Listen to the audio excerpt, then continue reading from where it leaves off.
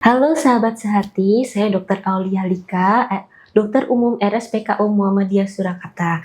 Pada kesempatan yang baik ini, kita bersama Dr. Iin Novita, spesialis penyakit dalam RSPKU Muhammadiyah Surakarta. Assalamualaikum dokter, apa kabar? Ya, langsung saja, pada kesempatan kali ini, dalam memperingati Hari HIV/AIDS tanggal 1 Desember, kita memberikan hari ini tema dokter, berdamai dengan AIDS. Nah, kita langsung pertanyaan ya dok. Baik. Yang pertama dok, paling utama itu HIV sama AIDS itu sama atau beda dok? Oke, baik. Jadi HIV sama AIDS itu berbeda. Kalau HIV adalah virusnya, agent yang menyebabkan penyakit AIDS-nya. Kalau AIDS itu adalah acquired immune deficiency syndrome, itu adalah penyakitnya. Kenapa namanya sindrom? Karena gejalanya banyak, tidak hanya satu. Bisa mengenai kulit, saluran pernafasan, gastrointestinal, kemudian urogenital, dan sebagainya. Okay. Jadi orang yang terinfeksi virus HIV tidak langsung kemudian jadi sakit AIDS. Okay. Virus itu bisa berada dalam tubuh penderita dalam jangka waktu yang lama sebelum akhirnya menimbulkan gejala dan tanda penyakit AIDS. Biasanya kita diagnosis pasien-pasien setelah gejala penyakit AIDS-nya muncul. Gitu. Kita tidak tahu kapan tepatnya pasien-pasien tersebut tertular virus HIV. Akan tetapi ketika seseorang itu sudah membawa virus HIV dalam tubuhnya, meskipun gejala dan tanda penyakit AIDS-nya belum muncul, dia sudah bisa menularkan kepada orang lain. Oleh karena itu, fenomena penyakit AIDS itu kita bilang seperti gunung es. Yang kita ketahui itu baru yang ada di puncak, orang-orang yang sudah kelihatan penyakit AIDS-nya. Tetapi orang-orang yang kena virus HIV yang di bawah lah itu kita tidak tahu. Lah itu bahayanya sakit HIV. AIDS itu adalah yang kita diagnosis adalah orang-orang yang sudah sakit, tetapi orang-orang yang sudah membawa virus HIV tapi gejala penyakit AIDS-nya belum muncul, itu banyak sekali yang belum terdiagnosis. Oke dok, berarti seperti itu AIDS itu dikatakan stadium lanjut gitu ya dok, atau gimana? Jadi kalau penyakit HIV sendiri ada 4 stadium, stadium 1 dan 2, kemudian 3 dan 4. Biasanya kita sebut kalau orang itu sudah AIDS kalau stadium 3 dan 4, karena sudah sangat-sangat jelas sekali klinisnya kelihatan. Pasiennya kurus gitu, kulitnya tidak bersih, kemudian pucat, sering sakit, masuk rumah sakit, TBC dan sebagainya. Tapi kalau HIV stadium 1 dan 2 itu rata-rata pasien-pasien itu tampilannya seperti orang sehat pada umumnya. Ya, mereka sakit batuk pilek cepat sembuh gitu. Nah, ini terjadi karena pada waktu mereka stadium HIV 1 dan 2, sistem kekebalan tubuh mereka belum begitu turun ya, sehingga gejala klinis AIDS yang lainnya belum kelihatan. Tapi kalau sudah stadium 3 dan 4 itu benar-benar sudah kelihatan.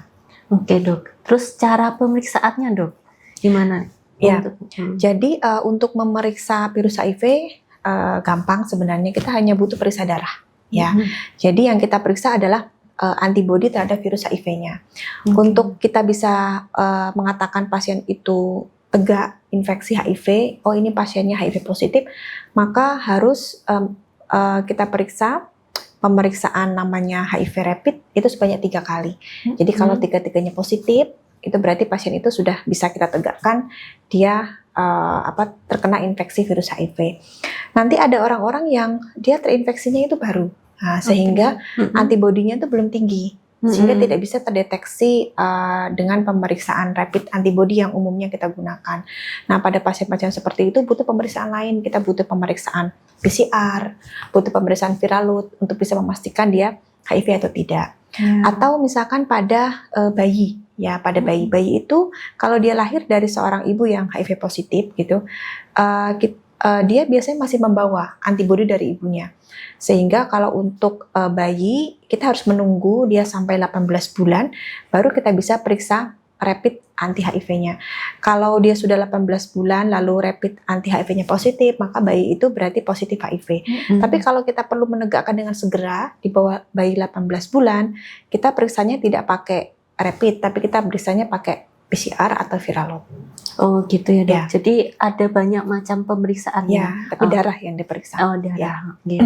Terus ada kan sebelum tadi kan HIV dok, ada screeningnya nggak sih dok sebenarnya siapa aja yang harus di screening Oh, atau ya. yang beresiko itu siapa aja? Ya. Jadi di negara kita ada dua kelompok populasi, yaitu pertama kita namakan populasi kunci. Jadi populasi ini populasi di mana memang tingkat transmisi penularan HIV-nya itu tinggi, yaitu pertama pekerja wanita seksual, PSK atau waria, terus kemudian lelaki seks laki-laki, LSL, atau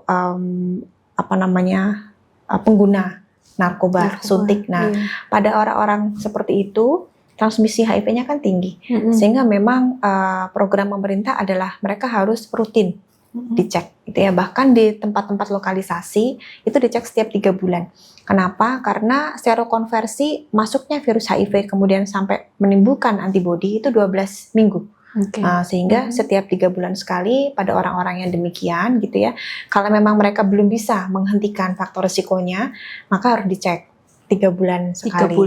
Ya, kemudian ada populasi yang umum, general population, seperti misalkan masyarakat pada umumnya yang di luar populasi kunci, itu tingkat transmisi HIV-nya kan rendah, ya.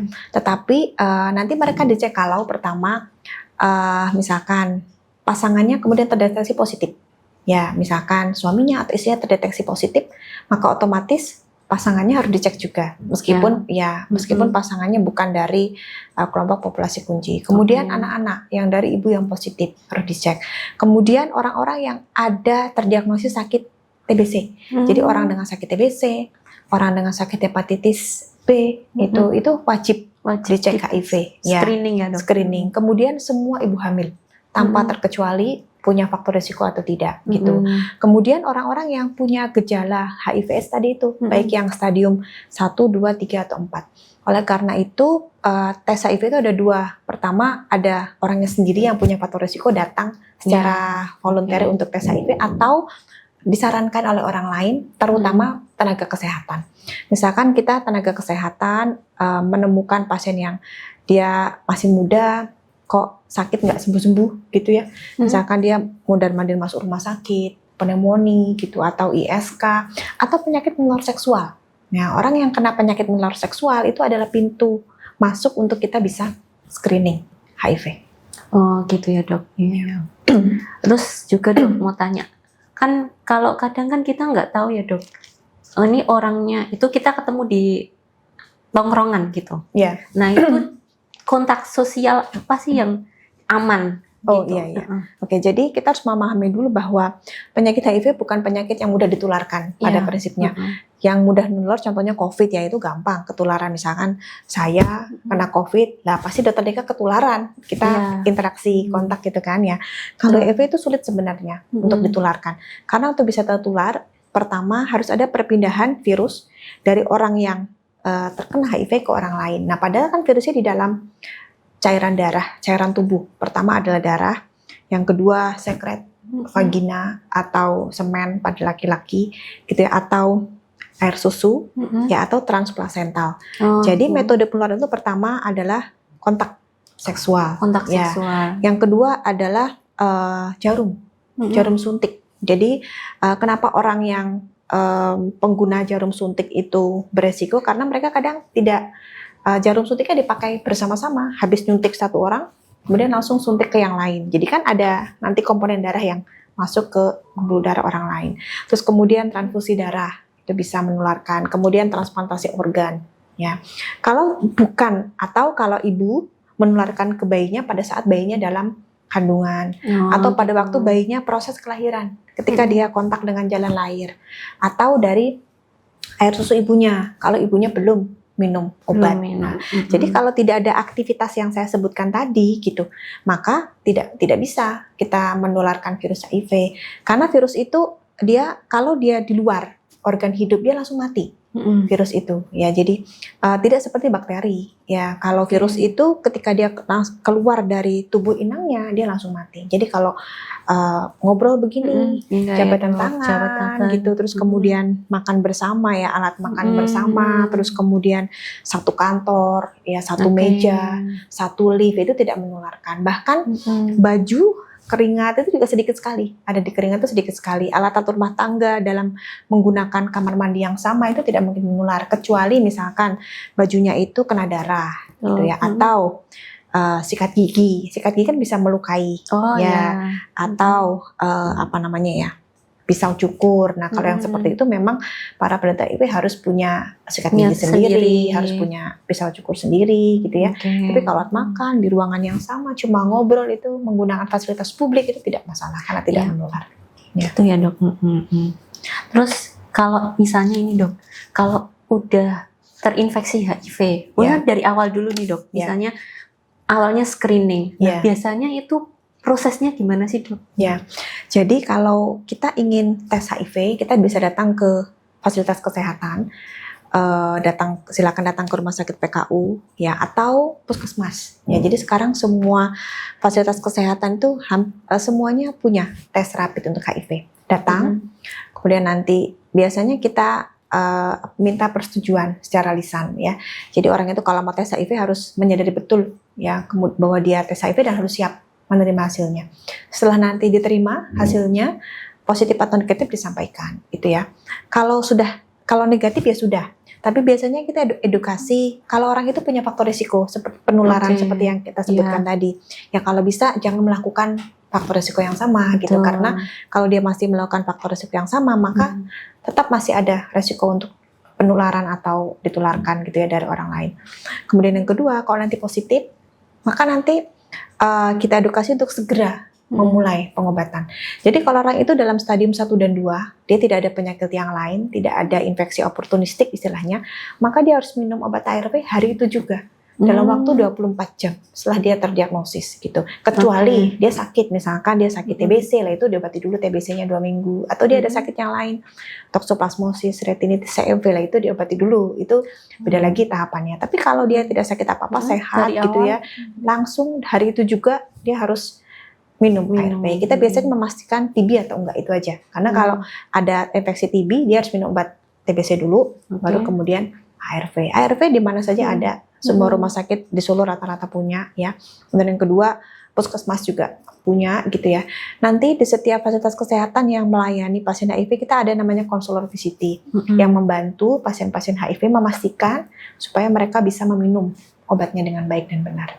Oke dok, benar ya. Itu juga salah satu cara pemerintah ya dok, untuk bisa menanggulangi dan mengurangi dari HIV AIDS gitu. Oke dok. Pencegahannya dok, kan ada nih orang-orang, aku udah mungkin ada yang kalau berhubungan pakai kondom. Nah itu kondom itu seberapa perlu atau gimana dok? Ya, jadi ada 5 langkah untuk pencegahan HIV ya. Yang pertama adalah abstinensia. Jadi kita tidak melakukan hubungan seksual gitu ya. Kemudian yang kedua be faithful, setia sama pasangan kita masing-masing gitu kan ya. Ya, jadi kalau di Indonesia itu kan hubungan seksual itu ada payung hukumnya, ada pernikahan kan gitu ya. Ya, terus kemudian setia pada pasangan kita masing-masing gitu. Kemudian yang ketiga adalah kondom. Jadi dengan pemakaian kondom memang resiko transmisi itu jadi berkurang sekali, tapi tidak 0%. Ya, yang benar-benar bisa mengulangi sampai hampir 0% itu apabila orang tersebut sudah minum ARV. Kalau dia sudah minum ARV, maka kadar virus dalam cairan tubuhnya sangat minimal. Sehingga apabila nanti dia berhubungan seksual, resiko penularannya bisa sangat-sangat kecil. Kalau misalkan dia minum ARV-nya itu baru gitu ya, kemudian dia punya pasangan gitu, punya suami atau istri, ya kalau berhubungan seksual sebenarnya harus tahu resikonya dulu. Kemudian yang kedua, tetap kita menyarankan pakai kondom gitu ya, karena itu bagaimanapun dia bisa mengurangi. Kemudian yang kedua, dia bisa mengurangi resiko penyakit yang lainnya gitu. Kadang-kadang misalkan resikonya berkurang dengan kondom, tapi kalau misalkan dia sedang infeksi menular seksual, ya tetap nanti resiko penularan HIV-nya jadi bertambah. Terus kemudian tadi apa? Minum obat. Minum obat. Dengan kita minum obat, maka kadar virus dalam tubuh kita sangat-sangat kecil gitu ya, sehingga nanti kita bisa mengurangi resiko penularan ke orang lain. Oke, dok.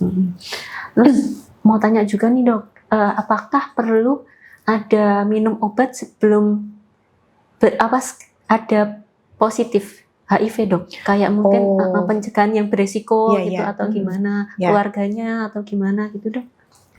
Jadi sekarang ada memang metode pencegahan profilaksis HIV namanya. Oke. Tapi profilaksis HIV itu tidak hanya bisa diakses pada orang tertentu. Contoh ya, kalau profilaksis malaria, kalau kita mau pergi ke daerah endemik malaria, kita minum obat. Nah, Ya. kalau profilaksis HIV itu pertama, orang-orang yang pasangannya positif. Oke. Dan pasangannya positif, misalkan suaminya positif, istrinya belum positif. Nah, itu istrinya minum pengobatan profilaksis HIV namanya, istrinya minum gitu. Nah, masalahnya sampai kapannya itu yang masih diperdebatkan gitu ya. Kemudian yang kedua, atau apabila kita tidak sengaja kontak, misalkan kita tenaga kesehatan, kita merawat pasien HIV, kemudian suatu saat kita tertusuk jarum, pasien yang habis kita gunakan untuk mengambil darah atau menginjeksi pasien HIV. Kita tertusuk jarum gitu. Nah, kalau seperti itu ada namanya terapi pencegahan supaya tidak tertular HIV. Pertama, tentu saja yang tertusuk jarum itu harus tentu saja pasien yang tadi yang jarumnya menusuk kita itu dia harus HIV positif dulu ya. Ya, dia HIV positif. Kemudian kita tertusuk jarum itu kita harus cek dulu status HIV kita itu apa. Kalau kita negatif maka kita minum obat itu. Obatnya ya ARV sama, sama diminum selama 1 bulan, 30 hari. Kemudian nanti setelah 1 bulan dicek lagi. Gitu. Kemudian kalau di luar negeri terapi itu sudah umum. Sayangnya yang banyak mengakses adalah orang-orang yang homoseksual. Jadi mereka lebih paham ya dok? Mereka bisa mengakses terapi pencegahan itu gitu. Ya, nah kalau di negara kita mungkin fasilitas itu masih sangat terbatas ya. Tidak semua fasilitas kesehatan bisa memberikan. Kemudian yang kedua, yang sebenarnya terapi utama itu kan kita mencegah supaya mereka berhenti dari siklus penularan itu kan.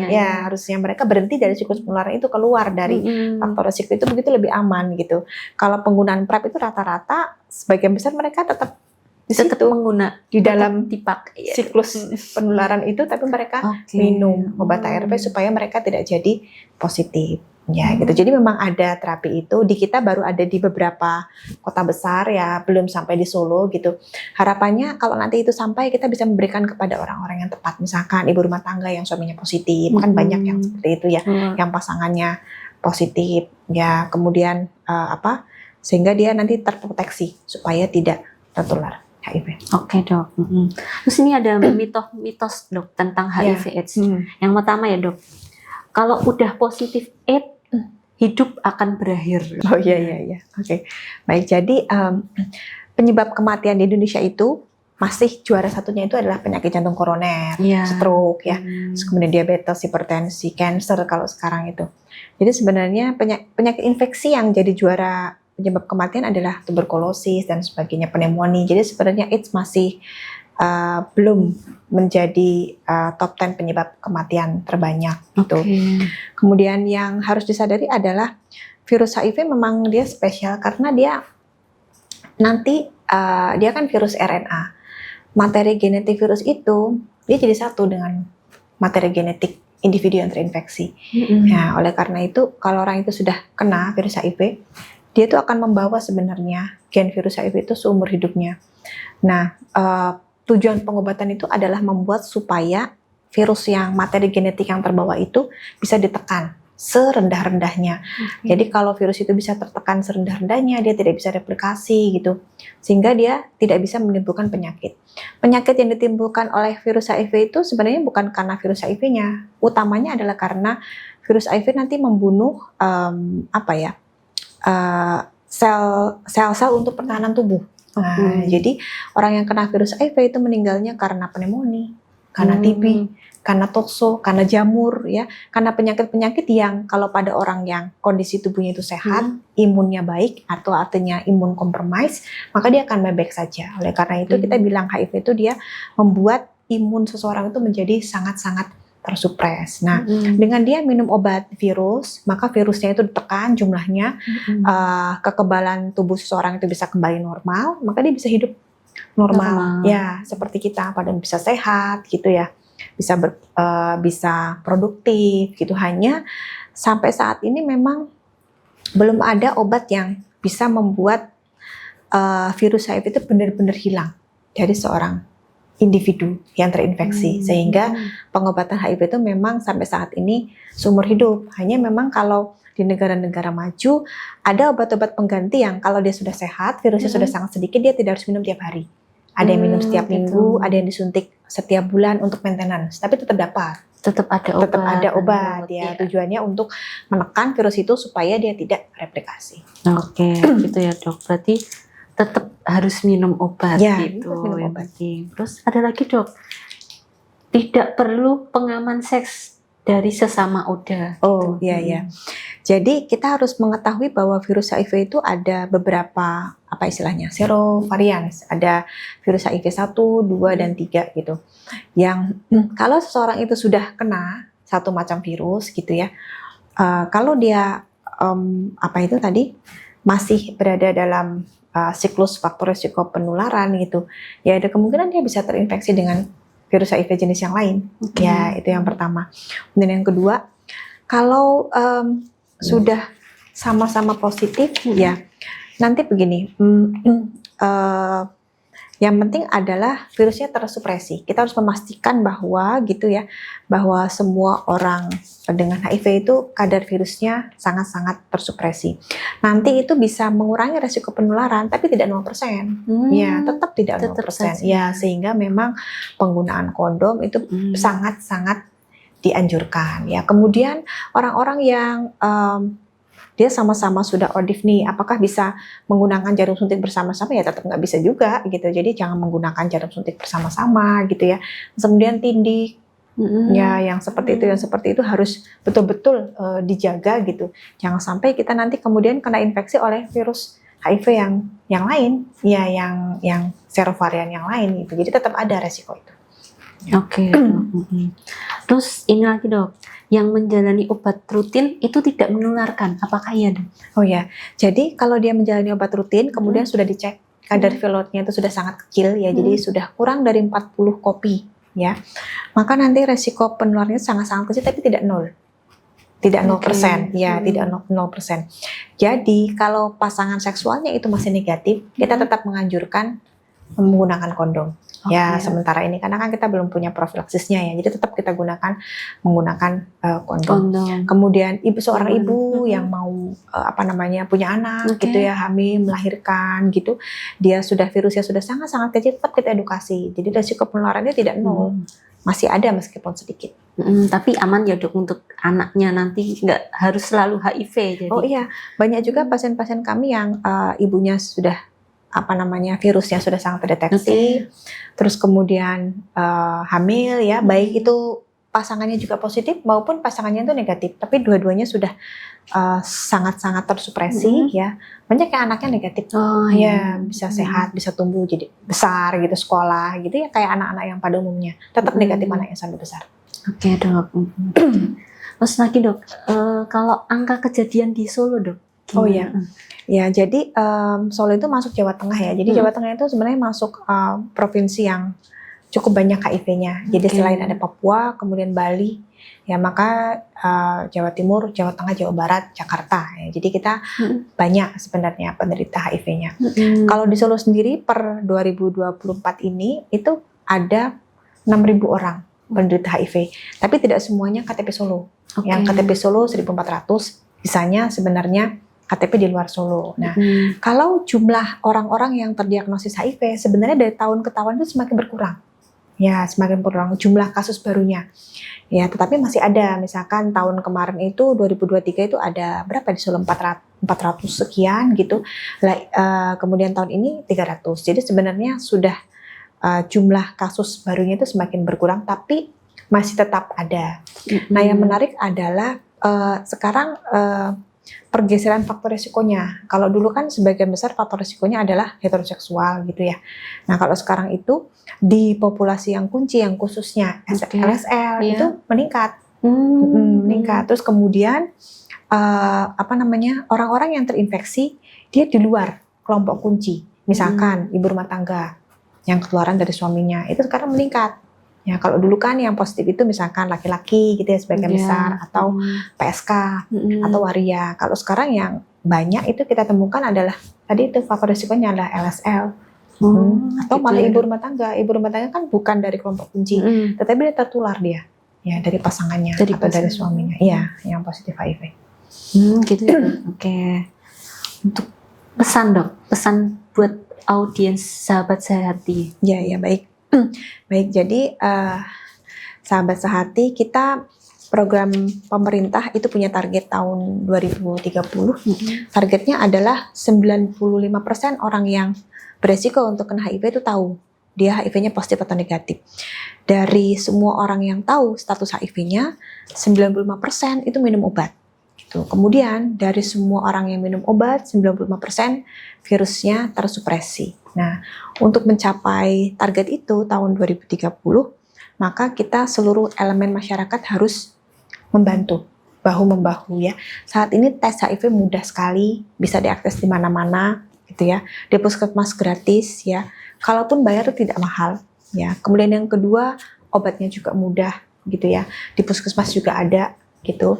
Apabila rekan-rekan sekalian sahabat sejati ingin screening karena menyadari ada faktor risiko atau menganjurkan kepada orang-orang terdekat kita, keluarga, teman, sahabat, saudara, kenalan ya, karena tahu kita punya mereka punya faktor risiko, silakan datang ke klinik VCT Rumah Sakit PKU Muhammadiyah Surakarta.